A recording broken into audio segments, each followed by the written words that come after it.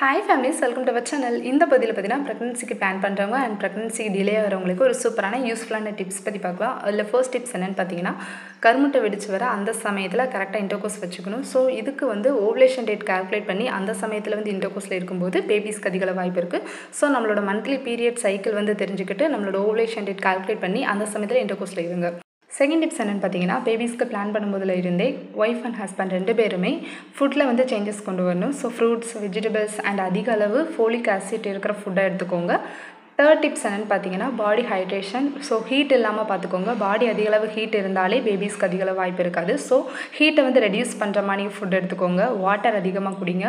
எல்லாத்தையும் விட முக்கியமானது என்னென்னு பார்த்தீங்கன்னா, ஹாப்பியாக இருங்க, மைண்டை ரிலாக்ஸாக வச்சுக்கோங்க. பாசிட்டிவாக திங்க் பண்ணுங்கள், நெகட்டிவாக திங்க் பண்ணாதீங்க. ஸோ ப்ரெக்னன்சிக்கு எதிர்பார்த்துருக்கிற எல்லாருக்கும் வாழ்த்துக்கள். எல்லாத்துக்கும் குழந்தை சீக்கிரமாக கிடைக்க நாங்கள் ப்ரே பண்ணிக்கிறோம். இதே போல் நிறைய வீடியோஸ் வேணும்னா நம்ம சேனலை மறக்காமல் சப்ஸ்கிரைப் பண்ணிக்கோங்க.